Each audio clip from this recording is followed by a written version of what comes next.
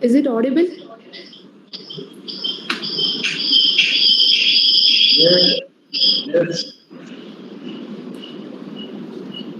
I welcome you all to today's webinar theme Science and Society. I now request Dr. R. Sagaya Alfred, Senior Scientific Officer, Department of Science, Technology and Environment, to deliver the introductory address. Thank you.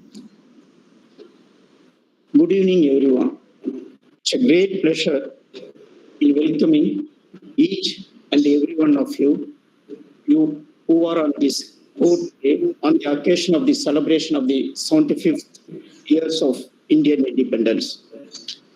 In order to showcase emerging STI ecosystems of all states and UPs, a year-long program, Vigyan Utsav, this Festival of Science, is implemented by the State Science and Technology Program of the Department of Science and Technology, Government of India, with month-wise themes. The theme for this month, that is April 2022, is Science and Society, which is being conducted now at the virtual mode.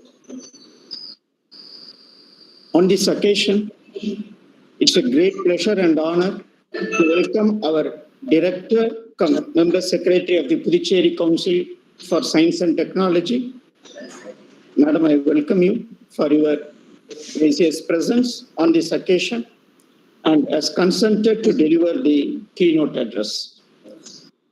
It's my privilege in welcoming today's speaker, Dr. A. Pushparaj, Dean for the Jawaharlal Nehru College of Agriculture and Research Institute, Karaikal, and Dr. Joseph Selvi, Professor and Head of the Department of Microbiology from Puducherry University. Thank you, sirs, for accepting our invitation and have consented to deliver your special talk on this auspicious day. I would also like to welcome all the officials from the Department of Science and Technology, Government of India, officials from all the state and union territory Science and Technology Councils, Department of Science, Technology and Environment, Government of Puducherry, as well as Puducherry Council for Science and Technology, and all the participants from diversified background who have joined today here. This webinar will certainly raise awareness to the participants to know more about the contribution in the field of science and technology in value creation and economic development. Thank you. Thank you for the opportunity. Thank you, sir. I now request Srimati Smita R. IAS, Director cum Secretary, Science, Technology and Environment, Member Secretary, PCS&T cum Chairperson, EC, PCS&T, Government of Puducherry, to deliver the keynote address. Good afternoon to all the participants who have joined and all the staff members of the Department of Science and Technology, our panelists who are there to deliver the talks today. Puducherry Council for Science and Technology is organizing this webinar to celebrate Vigyan Utsav, Science, Technology, Innovation for Atmanirbhar Bharat, the festival of science that is being implemented under State Science and Technology Program of Department of Science and Technology, Government of India. The theme for April 2022 is given as Science and Society. Observing, studying and analyzing nature to use it for the benefit of mankind has been the foundation of science and innovation since ancient times. Understanding nature and using it scientifically has led to shift from a nomadic life to a modern technology-driven world.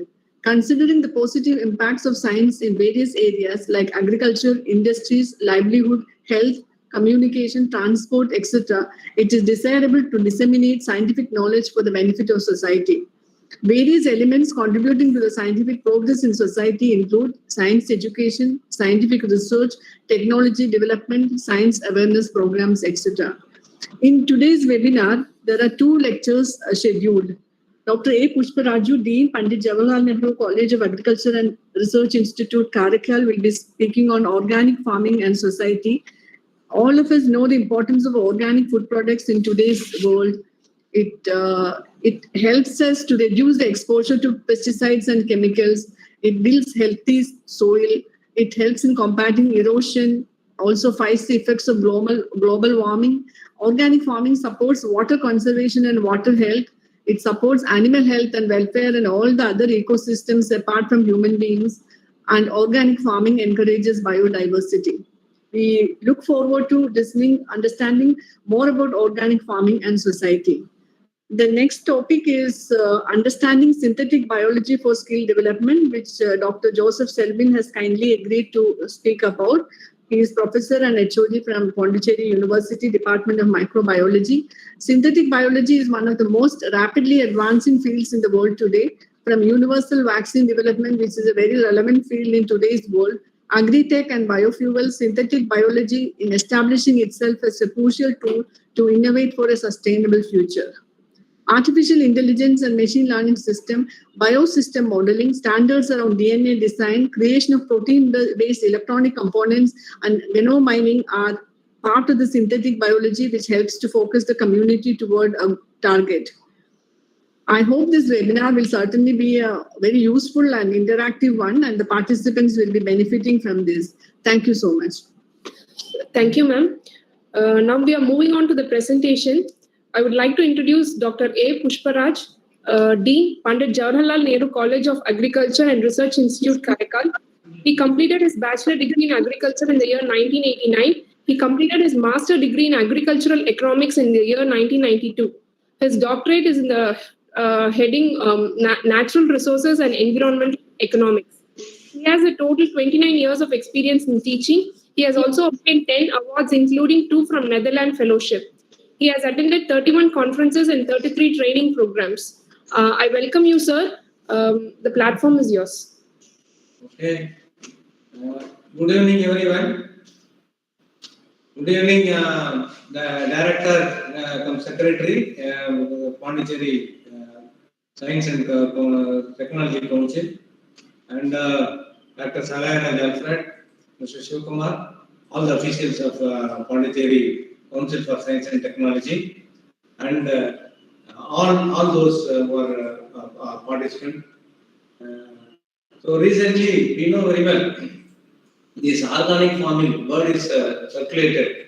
Even the recent budget, when it was presented in the parliament, that talks about organic farming and as well as zero-based budget farming.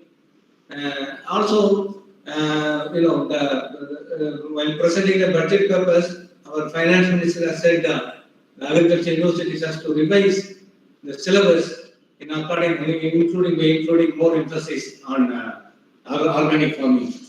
So under this background, I am presenting this for just to make awareness, just to bring out issues related to organic farming. So I'm just sharing my presentation.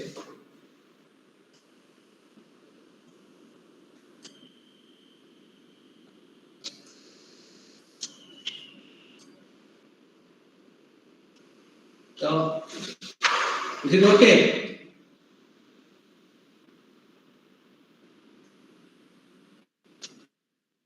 Are you able to get the slides? Yes, sir. It is visible.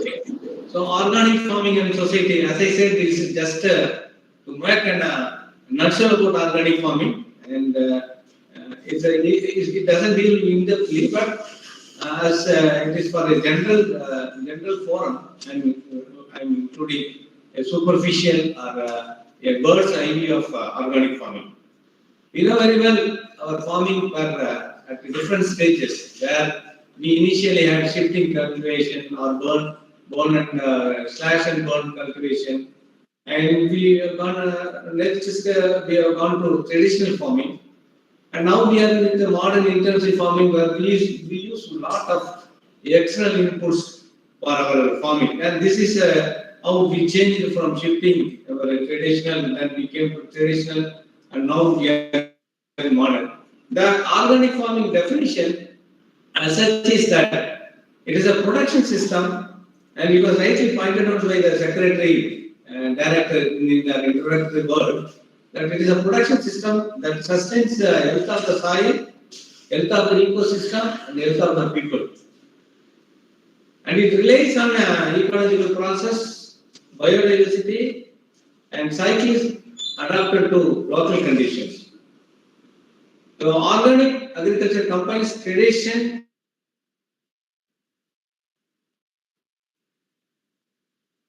innovation, and promote fair relationship and good quality of life for all those involved. Whether it is agricultural laborer, whether it is a farmer or whoever involved. So it is actually a system of production where it concerns about health of soil, health of ecosystem and people. That's the major concern of organic farming. It was given by integrated farm for organic farming. They have given this definition.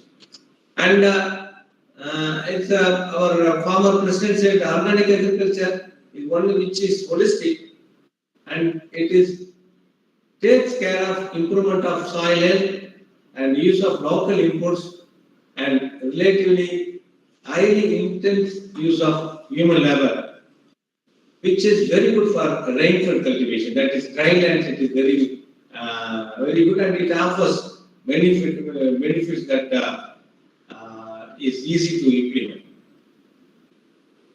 What is organic farming again? If you ask me, that I will simply say the organic farming is nothing but the farming which was followed in India before 1965. That is before the introduction of green revolution. That is before we started using fertilizer, high yielding varieties, all those things. So all our forefathers, our grandfathers, not even forefathers, even our grandfathers, what they did in agriculture is our organic agriculture. So that's what I said. Organic farming system in India is not new, and it is being followed from ancient time. India has traditionally been a country of organic agriculture, but the growth of modern scientific and input-intensive agriculture has pushed it to the world. That's what I said. Agriculture before 1961 in India is an organic agriculture. And always I used to say, whatever the forum, that whether it is possible for us to come back to organic farming. Yes, because I know when I joined the Agriculture Development Department, my predecessors, those who are aged of more than 60, they used to tell me that they used to go on the fertilizer, they used to apply fertilizer overnight in the fields of farmers and come back and tell them tomorrow and next day morning that we have applied fertilizer, that's why your crops are giving a good look or a bushy or less growth, like green growth and that. So that, people have taken that much effort to bring in that agriculture, that is green revolution. And it is simply easy for us to go back and say, don't apply all these things, and that is you can be very well with the organic farming. And organic farming actually is use of organic waste, where it uses crop, animal, farm waste, and all the aquatic waste also. And also use of other biological material, including biofertilizer. And finally, it is a sustainable production in an eco-friendly, pollution-free environment. So this is organic farming, where in the modern organic farming, people use farmyard manure from animal husbandry, biofertilizers, manures, vermicompost, green leaf manures, crop rotation, not growing one crop, and it is also biological manure. These are the components of organic farming. And need for organic farming, I was telling you that we even though we are sufficient in food production, but remember whether we are having good health because of various reasons, because of our population compulsion, we have increased production, but is it sustainable?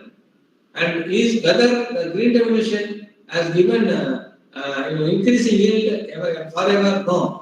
We have achieved a plateau in the green revolution also. That is, we now with the green revolution, with the use of fertilizer, pesticide, we are not able to go beyond a certain yield level. That's why we achieved a plateau. So how to go about that? So we have to bring in a balance in the nature, and we have to avoid these agrochemicals because which are said to be non-renewable. Recently when there is a war broke between Ukraine and Russia, the fertilizer prices have gone up to the unimaginable level. We know very well that petrol prices, but fertilizers which are basically from petroleum product, and their prices also increased. So this all compels us to go for an organic farming because, as I told you, it may also cause heavily on our foreign exchange in future. So it is better to go for organic farming. Organic farming approaches involves, we have to convert the conventional management, that is what we use now, fertilizer, pesticide using agriculture, to organic management. Then we have to see that we have to ensure that biodiversity and sustainability of the system.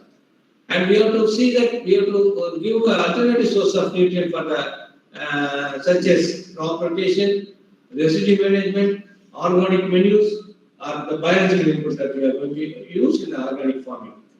Management and of weed and weed pest not by a weedicide or pesticide, and we have to manage by better management practices like physical and cultural as well as biological control system.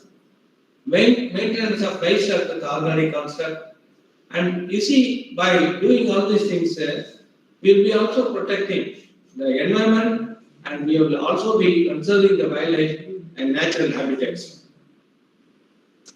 The future prospects, as rightly pointed out in the introductory remark by the Secretary cum Director, that the movement started well-developed countries, but slowly it is picking up developed countries also.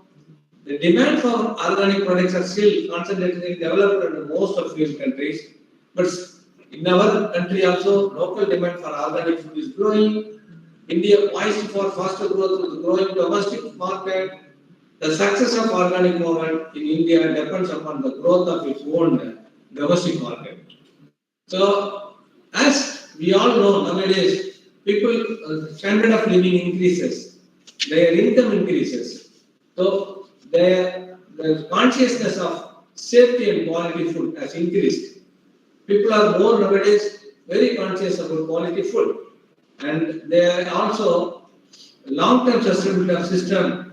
And under these circumstances, organic farming has emerged as an alternative system of farming, which not only addresses the quality and sustainability concern, but also ensures that farmers are debt-free and profitable. They have a profitable livelihood options.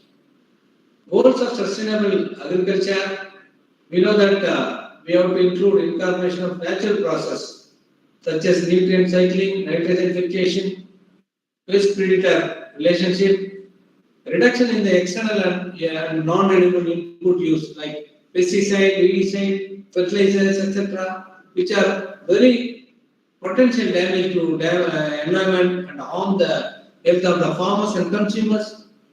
And we all must have equitable access to the resources, and farming must be socially just for everyone.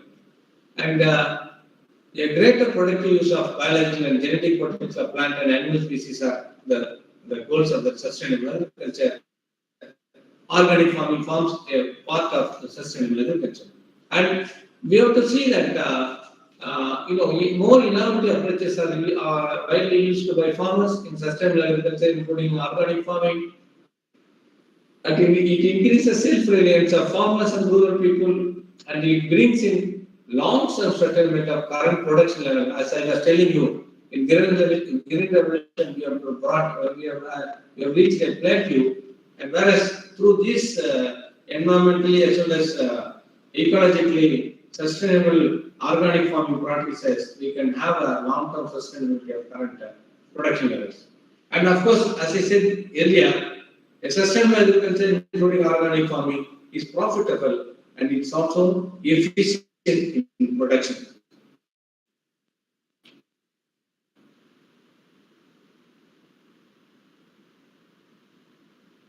And of course, I was telling you, and the sustainable agriculture, including organic farming, which we can see the internal resources and process, and external resources we can see conventional or chemical agriculture. They use main source of energy, whereas they supplement with the fossil fuels, water, mainly rain and small irrigation schemes, whereas large dams, centralized distribution and deep wells. Yesterday also in a farmers festival, 78th of Utsav function, I said deep wells are the main source which has created large number of monocropping, especially wheat and paddy, and that has increased because of assured irrigation. People have moved from sustainable agriculture or organic agriculture to inorganic agriculture, and that was the main reason. So water sources are very important, and nitrogen, whereas in organic farming or sustainable agriculture, nitrogen is fixed from air and recycled in a soil organic matter, whereas it is from for in a chemical agriculture is from inorganic fertilizer. Minerals are released from soils, whereas in inorganic farming, it is mined and processed and imported fertilizers. And of course, for weed and pest control, we use mostly cultural, mechanical, and locally available chemicals like panchakavya, which is produced from leaf extract, cow urine, all those things. Whereas here in chemical agriculture, we use pesticide and herbicide. Most of the energy in organic farming, sustainable agriculture, they are all generated and collected from farm. Whereas in the case of chemical or alternative farming, they are all dependent on fossil fuel. Like wise you have in most of the seed is from produce own farm seed, whereas it is all purchased. And cropping pattern, they mostly use rotation and diversity, whereas in chemical farm they use monocropping. And in the case of organic farming, mostly the source of capital is family and community and accumulation invested locally, whereas in the chemical farming, mostly from external, and it leads to indebtedness and equity, and any accumulation is community, and that's why getting bank loan, and finally we see lot of suicide and death, everything it happens in the chemical farming. So of course I told you earlier that through organic farming as a sustainable agriculture, we can conserve biodiversity. But India being an important hotspots of biodiversity, especially the Western Ghats, especially we are one of the hotspots in the world, especially in the case of Western Ghats and in our area. That to protect our biodiversity is farming and following sustainable agriculture is also an option to protect that. And why organic farming? And telling why I am organic farming. So what is available is not safe for consumption. So it's what we get in the market is not safe for consumption. All our underground water are full of pesticides and fluorides. We got pollutant in food chain due to toxins in agrochemical. You see, lot of our exports are being rejected because of many toxins, pesticide residue, pollutants, etc. And also, we can increase the crop yield by 12% for every 1% in organic matter. And of course, in tropics, organic carbon of 2.5 to 30% possible to yield a sustainable crop production. There are a lot of myths regarding green revolution as well as organic farming, and some important studies shows that the food, the studies by ICMR, All India Coordinated Rice Project, even our own project on integrated pest management, we have done in 2000, way back in 2000, funded by World Bank, and we could find that of the products that leaves the farms which are using chemical have maximum residual limit increase. The pesticide residues are more than that of MRL, which indicates that which will go to our food chain, which will cause great damage to our health. Do organic product taste better? But even though many studies that they are not, their taste seems similar, but we can see that the taste, definitely the tastes are different. But does organic fruit and vegetable look better in physical appearance? No, it is not so. But both because physically and visually you cannot identify which is organically grown and which is inorganically grown. And thus organic products are more nutritious? Yes. So the study shows that in many of the crops,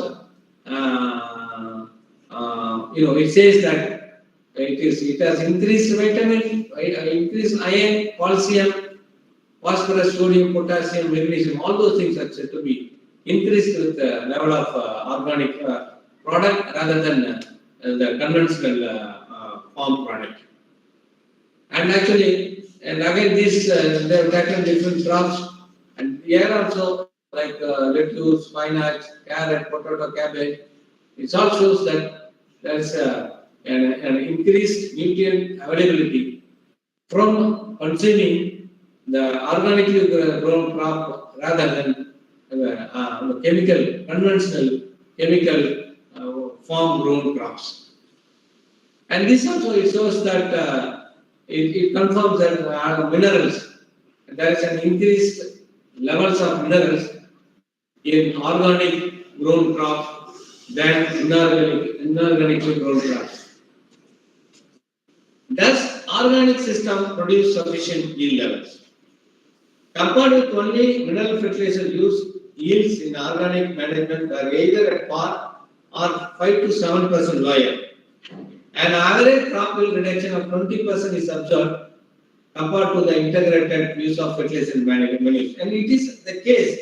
Actually, even recent crisis in Sri Lanka, one of the attributed reason is they said it is the country entirely gone for organic.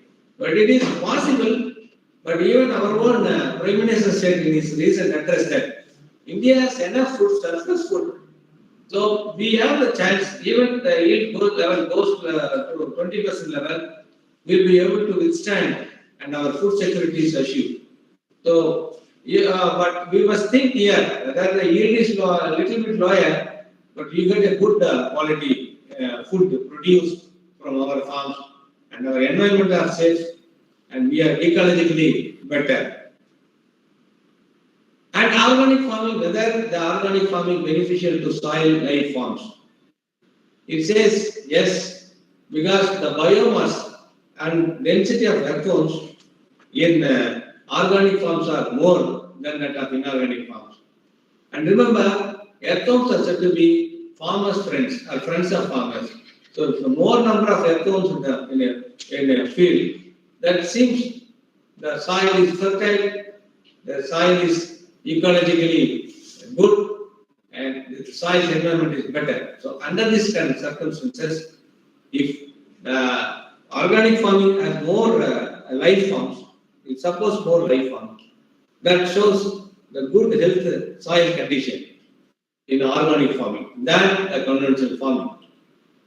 So growth of organic farming, how it grows, the global scenario of organic farming. Organic farming, it goes more with more allied people, in the case of Europe, it is the more area is under organic farming, followed by Latin America, then North America, and of course Asia also. And you say your organic farming is gaining momentum in all the continents, of course, all the continents. And leader being the European countries. This shows the top 10 countries with the most organic agricultural land. And you can see that it is the highest area is from Australia, followed by Argentina, United States, and all other countries. And of course, India stands almost near ninth level, ninth position. But still, India has to go a long way in achieving more organic production, more lands being under. As government or recent government and the present government is giving emphasis on organic farming, hopefully we'll be increasing the land area. And when the organic product, the countries which produce the number of organic products, India means more number of organic products because we produce more number of agriculture commodity than any other country in the world. So our number of products are more higher than any other country because we produce almost all the agriculture product that is available in the entire world. So we stand first in the number of organic producers and products. And the growth of farmland and organic share, it goes on increasing. The farm, the land cultivated is also increasing. Similarly, the organic area, organic share in percent is also increasing from 0.2 to, like that it will go 1.1% of total agricultural land in the entire world scenario. Again, the use of organic lands by different places, mostly the permanent and grasslands are under organic, and where people go for grazing, and followed by arable lands 20%, and permanent crops 8%, and other agricultural lands 22%. And regarding India, Sikkim is India's first state to declare 100% organic, 100% organic, and they have declared way back in 2003. But in the case, followed by other states like Madhya Pradesh is the leading state with the largest area, where they have organic for cotton, oilseed, cereals like maize and sorghum pulses. Himachal Pradesh, the second state, and a hilly state where they grow more fruits and vegetables. Cereals like maize and sorghum, wheat and pulses. Rajasthan, third state. Oilseeds, cotton cereals like maize, sorghum, spices, followed by Maharashtra, Uttar Pradesh, and Uttarakhand, etc. So this is the organic logo, Indian organic logo, certification mark for organic producers, products from India. And of course, for an healthy India, we need to have a healthy life where we must eat healthily. And of course, the organic agriculture products takes a place in healthy eating habit, followed by exercise regularly, reduce your stress, drink plenty of water for a healthy life. As I said, an environmental sustainable system of agriculture, like organic farming, will be able to maintain a stable resource balance, avoid over-exploitation of renewable resources, concerning inherent soil nutrition quality and soil health and biodiversity. It will lead us to sustainable agriculture and create a sustainable lifestyle for generation to come. And with this, I thank you for the opportunity given by the Puducherry Science and Technology Council. And of course, I thank you each one of the participants here for their patient listening, and I welcome any clarification. Thank you, sir. Thank you. Participants are welcome to ask any questions to the resource person.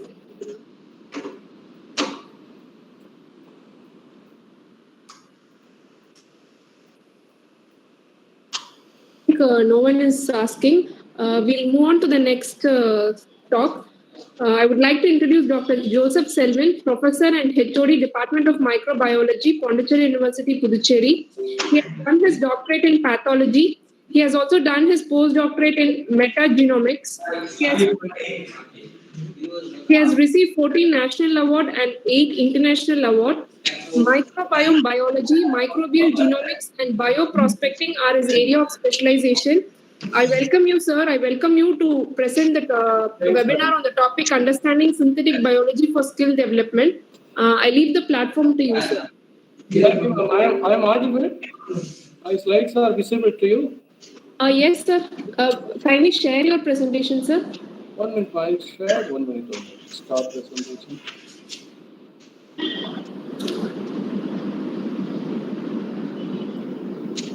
Now the PPT is visible, ma'am. Yes, sir. It is just the screen is buffering. It will be visible within 2 minutes.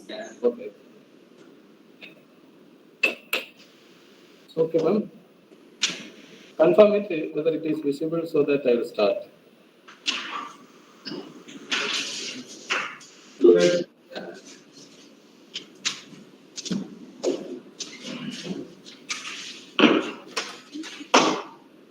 Where is on the is in the control? It's okay? Yes, sir. Actually, it is visible. Okay, okay. So I am presenting through PDF mode so that the slides movement will be easy. So at the outset, I thank you all giving an opportunity, particularly Smita Madam, respected Smita Madam, giving me this opportunity. So another brief, maybe another 30 minutes, I will take around about synthetic biology, though it is one of the very advanced field. So with the diversified audience, I take around the synthetic biology field. It's little difficult, but I'll try how best I can make it. Okay. See, first of all, we should understand that how I can introduce the synthetic biology to you all.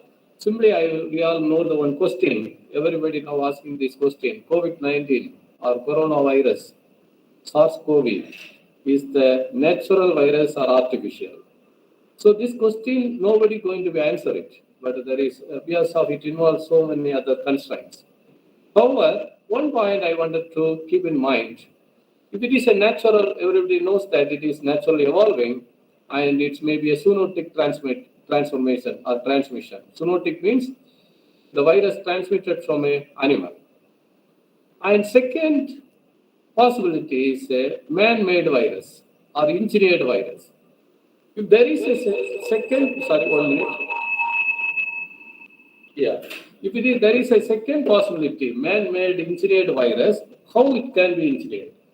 So considering that point, I feel this talk may be useful to general audience also, because I am giving you an insight about if there is a man-made virus or engineered virus, how it can be created. So I'm giving a small insight. I'm not going inside the synthetic biology. I will be taking around about what is the challenges of humanity today, particularly about climate change. Due to the climate change, what's the impact we are facing? So then what is alternate? How we can come out from all these impacts? Then definitely the answer is synthetic biology is the best option. Okay. See, you might have seen a lot of news about it. There is a possibility of man-made virus as a terrorist attack in future. So whatever may be, it is just for our sake of understanding what is going to happen. But how it will be created, I'm not going to be in depth, but I'm giving a small insight. Okay. So another side, I wanted to ask, like we are online, I cannot ask a question, but still, whether the gene-edited babies has born or not. Any human genome editing is possible. We can create a superhuman. Is it possible or not? But that also I'll give you an answer from synthetic biology. So first we should understand a very basic fact, whether we are from the physics, chemistry, biology, or history, social science, any background, we should understand one fact that the humans are made up of just 4 alphabets. Then you have a question. The human is made of only just 4 alphabets. Yes, I can say. Because our hereditary information is stored in just 4 alphabets, that is AGCT.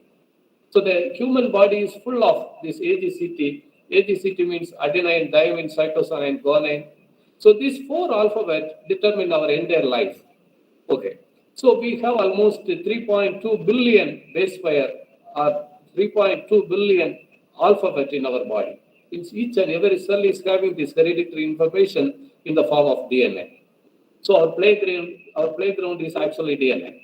creating a vaccine or creating a virus or engineered virus or natural virus or anything, the plays are happening only around this 4 alphabet, AGCT. So the question, the first one is whether the human edited or gene edited human is possible. That answer was there in 2019.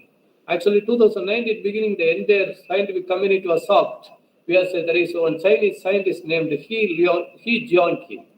He Jianqi claimed that the first human genome edited baby is born. The babies are named as twin babies. The twin babies are named as Lulu and Nana. So the story behind this human genome editing is these two babies born to a HIV positive parents. So you know that HIV positive parents might have the chance of transmission of this HIV to the children, or the babies have the chance of infection. So considering this point, Ski Joangi have a discovery. I cannot say it is a discovery, it is a knowledge. It is already available. It is a knowledge. What is the knowledge? The HIV virus infect our white blood cells, everybody knows. So the white blood cells, which enter into the white blood cells, it requires one protein, the protein known as CCRB protein, CCRB5 protein, means chemokine receptor protein number 5. So it requires that protein to enter into a white blood cell. So considering that knowledge, so He Joangi proposed a hypothesis. If we are able to delete that protein at the time before the birth, means at the time of maybe fertilization or before at the time of fertilization or the progress of the fertilization, if you delete the CCRB5 protein, so the babies will not have the chances of infection, HIV infection, their entire lifespan. So that is hypothesis. So He Jianqi just approached the parents of that HIV positive parents and he discussed this point. So once you have these babies, the babies have the chances of HIV infection. So I have one solution, that is at the time of fertilization or the course of fertilization, we can delete the protein, thereby the babies can be protected from the HIV infection. So the parents are very happy, they agreed it. So this entire experiment is going on very secretly without taking any ethical approval. So what happened? He successfully deleted the gene through IVF procedure. IVF means in vitro fertilization. You might have known that it is artificial, or otherwise we usually say the word test tube babies. Okay, that is a common usage. But the procedure is known as IVF. So through IVF procedure, he deleted, at the time of fertilization, he successfully deleted the CCRB5 protein. After the baby is born, the babies are now growing, actually. That is very interesting fact. So the babies do not have the chance of HIV infection, that is true. But one fact, the CCRB5 protein have so many other role in our body. It is a natural system. Naturally, we do not have only it is permitting HIV infection. It has so many other roles. So the babies has lost that protein. Now the entire scientific community is behind these two babies. What will be their fate? Now, another side, this experiment has never published in any of the journals. And this experiment never been approved by any of the scientific bodies or regulatory bodies. Therefore, He Jianqi is already sentenced to jail, and his research was banned. Whatever happens is happened. The two babies are growing now. So the second, one of the very leading scientists today is known as Greg Winter. So the Greg Winter has taken up a new project, almost $300 million US value project, very high cost project. What is the project? How to cheat death? Can we cheat death? Can we have a life without death? Without death? That is another research is going on. That everything is happening on synthetic biology platforms. So this is about scientific progress, some of the insight. But another side, you see, we have a lot of challenges, but we don't have a solution for that challenges. One of the challenges, we know what is a challenge today is COVID-19. But did you know our entire lifespan, we cannot escape from another infection known as antimicrobial resistance. So the antimicrobial resistance, one of the news from the Hindu, it has lot of news, you might have read it. 30% of the babies in Indian ICU, means the babies hospitalized in Indian ICU means intensive care units in the Indian hospitals, 30% of the babies are dying in the ICU itself because of this superbug. Superbug means antimicrobial resistance bacteria. Means that bacteria or that infection cannot be treated with available antibiotics. So that one side, the antibiotic resistance is increasing. So all the humans supposed to exposed to this antimicrobial resistance, we cannot treat with existing antibiotics. This is one challenge.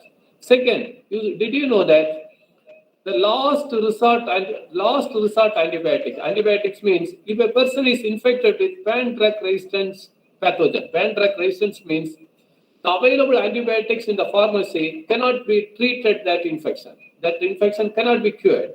Then the last chance, the treatment option is known as colistin. The colistin is the last chance antibiotic. But that antibiotic is not used in normal condition because it has cytotoxic effect. It will kill our own cells. But that last resort antibiotic we have used in the poultry as a growth promoter in India. So it was observed and it was well documented. And 2019, Government of India banned the usage of colistin in poultry. So that's another greatest challenge. But now we do not have any scientific data whether the colistin is used in poultry or not. We do not know.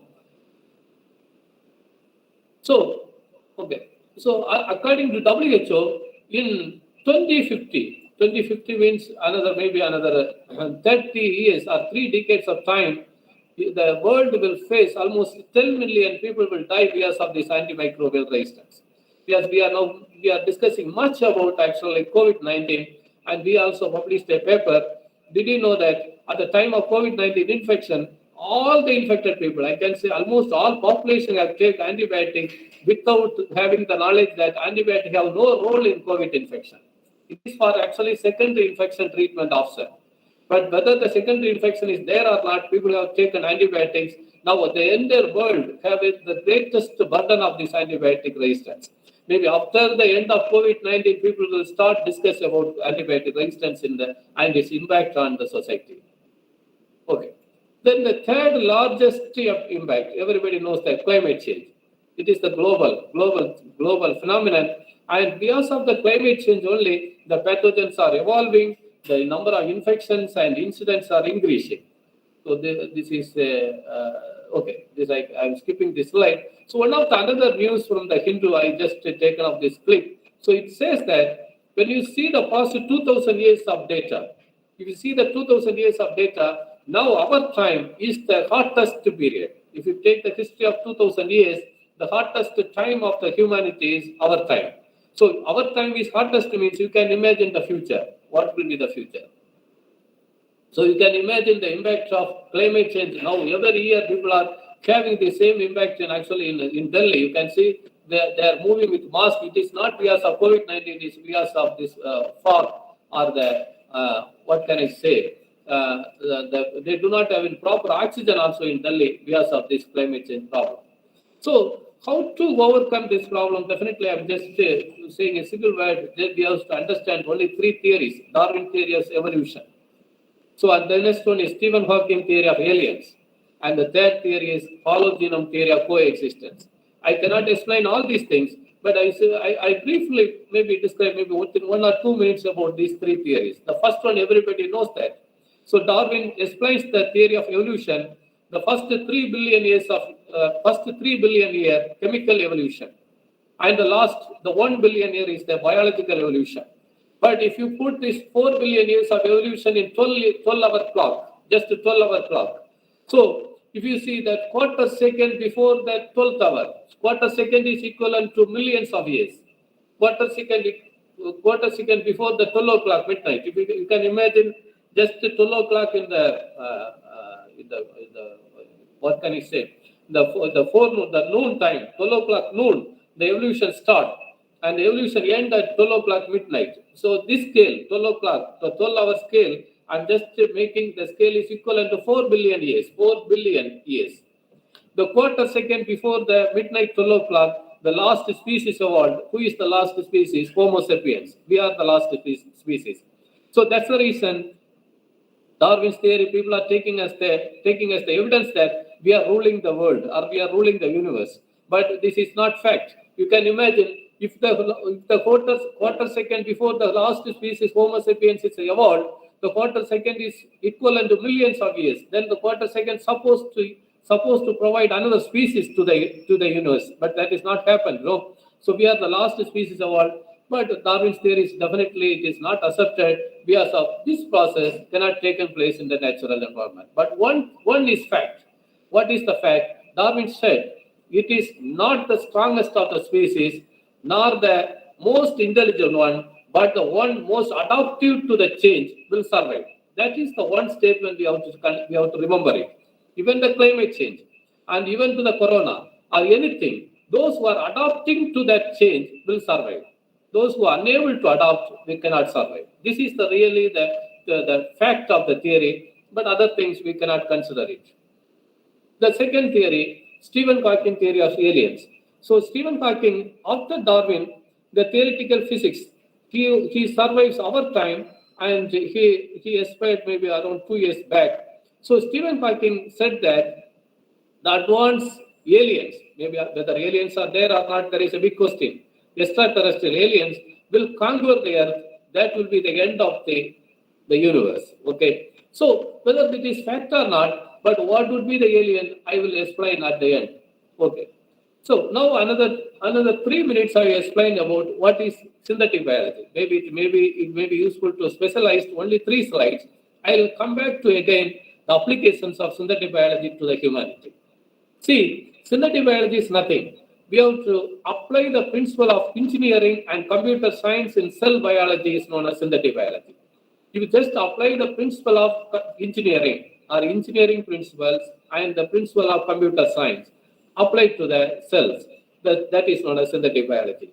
You can imagine a cell is analog to the computer.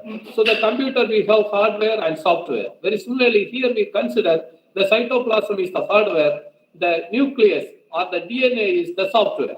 So as I said at the beginning of my talk, I told you the 4 alphabets. The 4 alphabets are the playgrounds. The 4 alphabets are AGCT, adenine, thymine, cytosine, and guanine. So the 4 alphabets are the basic building blocks of DNA, or our hereditary elements. Okay. So this is the way the synthetic biology was evolved. So very simply, briefly, one slide I can explain. In 90s, we have a new field known as bioinformatics. So the bioinformatics is evolving into genomics. The genomics evolving into proteomics. And the proteomics evolving into metabolomics. And that is evolving into systems biology. In 2010 to 2020, the new field was evolved that is known as synthetic biology. So what is the application of synthetic biology? See, now it is predicted the synthetic biology will change the world. Actually, synthetic biology is changing the world. How? The one or 2 applications I will explain. The first one, Bill Gates expect that the synthetic meat, so the meat which is produced in the laboratory, you know, the cattle or the fish or the animals. So you know that is lot of the vegetarian, non-vegetarian concept, and lot of discussions are going on the killing of animals against ethics. That is one side.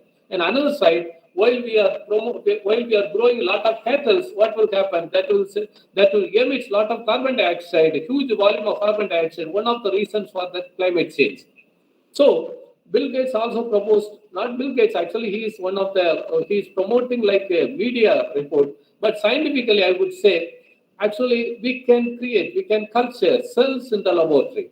So the cell culture in the laboratory, that cell mass, the biomass of the cell can be considered as the either chicken. If the cells are taken from the chicken, you will get chicken from the lab.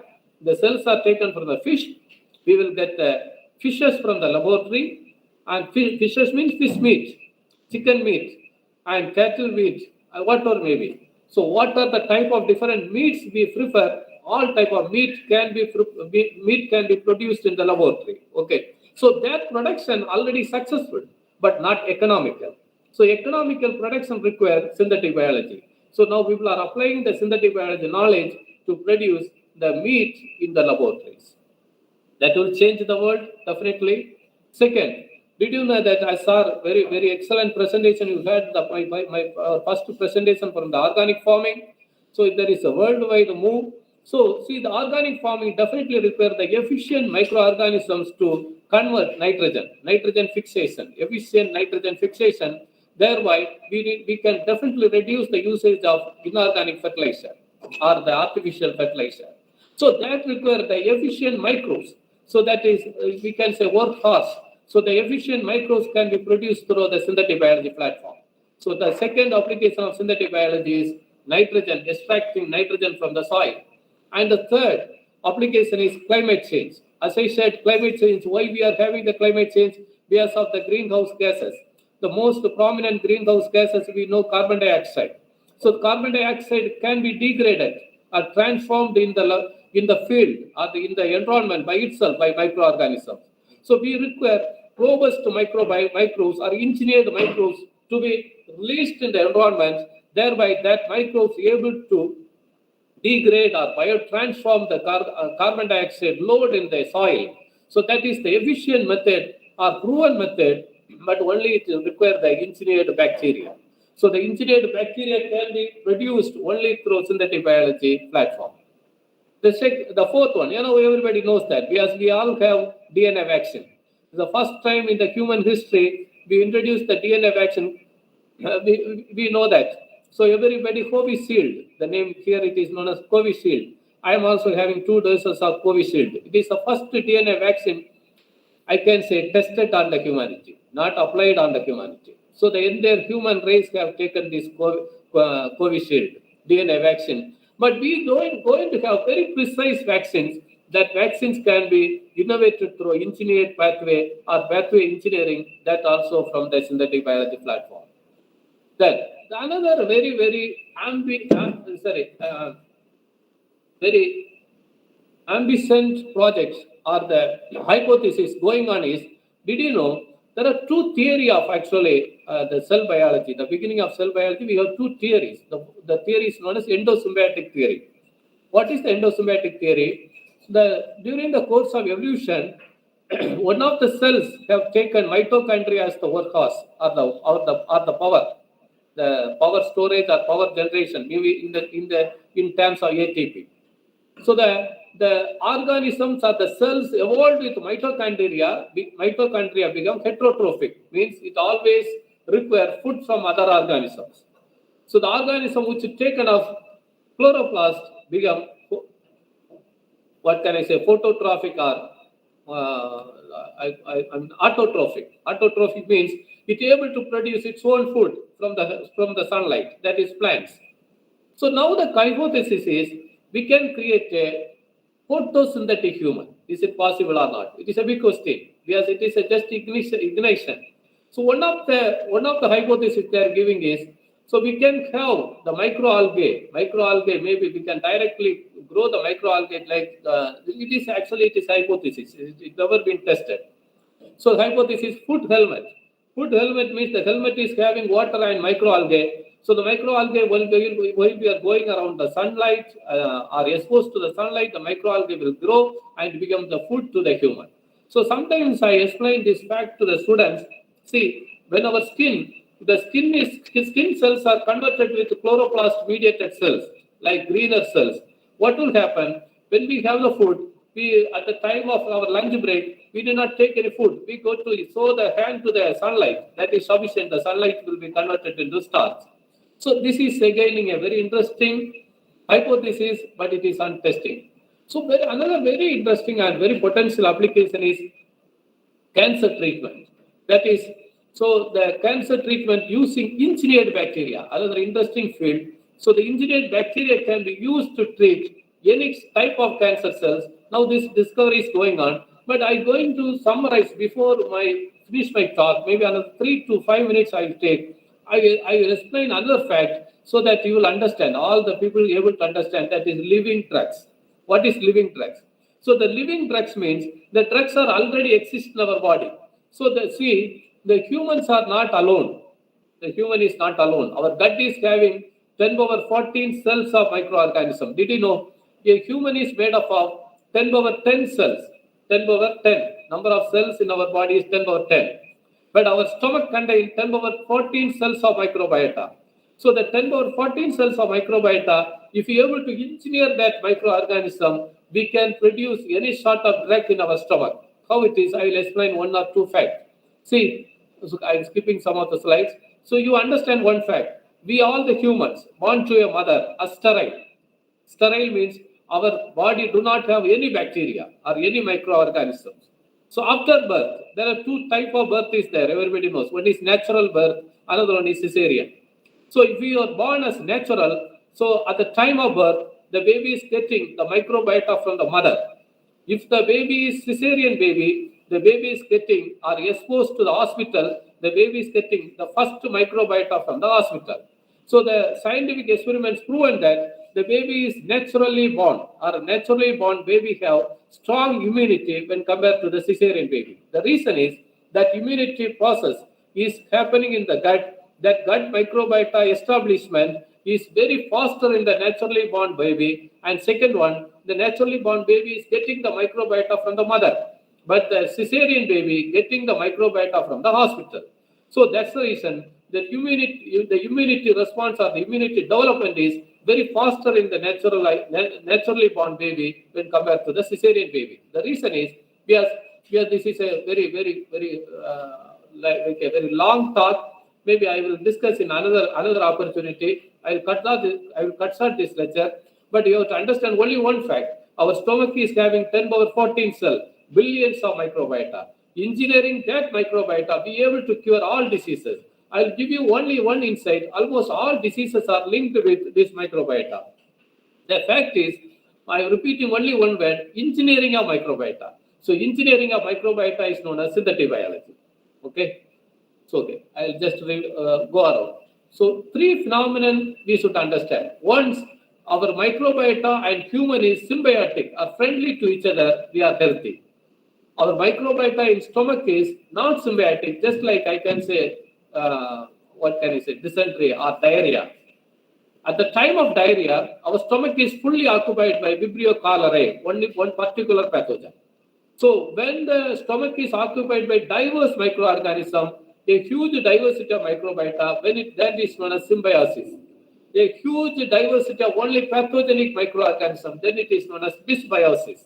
So now the treatment proposed is we bring back we bring back the status of symbiosis, the human becomes healthy. So it is a naturally bringing back all diseases, all disease conditions to healthy. So first we should understand, see, oral microbiota, skin microbiota. So even we have a connection between gut and brain. So gut-brain axis. So all these things I'm skipping. So this field is now everything as neuromicrobiology.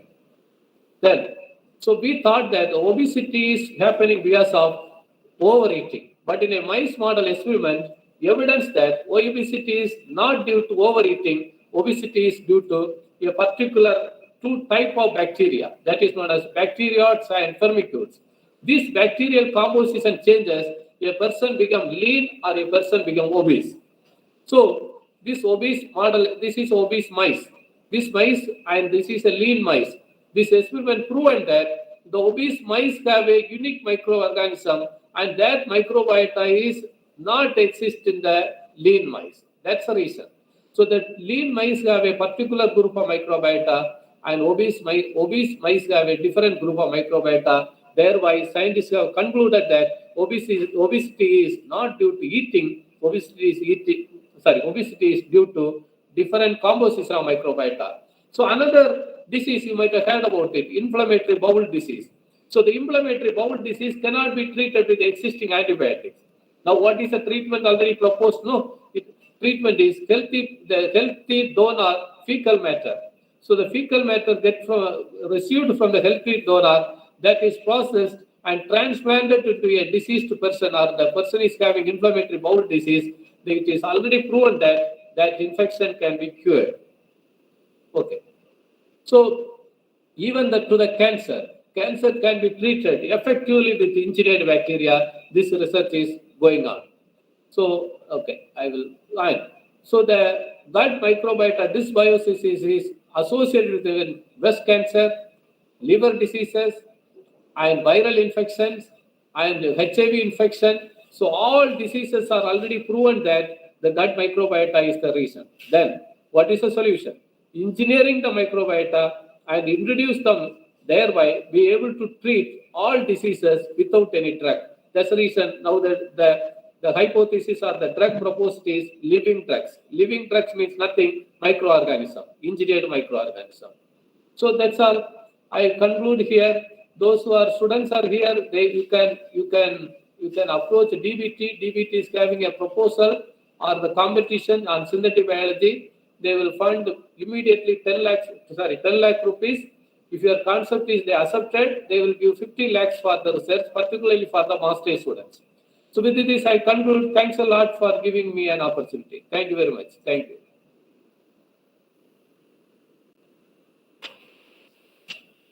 Thank you, sir. Thank you for your presentation. Participants, those who are willing to ask any questions can ask to the resource person.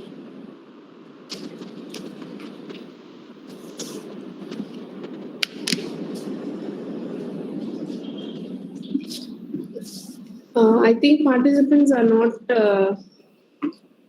ready for the questions. Okay, we can move on to the vote of thanks. I request Thiru E. Shivakumar, Technical Admin, Puducherry Council for Science and Technology, to deliver the vote of thanks to the gathering. Thank you, Thenui. On behalf of Puducherry Council for Science and Technology, Department of Science and Technology, Government of Puducherry, I extend my humble thanks to our Secretary, Madam, for felicitating the webinar and delivering the keynote address. I thank our Senior Scientific Officer and officials of DST Government of India for participating in this webinar and also delivering the introductory address. I thank the Chairman, Member Secretary and officials of various state councils. I also extend my sincere thanks to the resource persons, Dr. Pushparaj Dean Pajanko Karekal, for delivering talk on organic farming and society. I also thank Dr. Joseph Selvin, Professor Head of the Department of Microbiology, Puducherry University, Puducherry, for delivering talk on understanding synthetic biology for skill development. I extend my gratitude to the organizing team of the webinar. I also thank all the participants for taking the time to be here for the webinar and listening to the whole session of the webinar.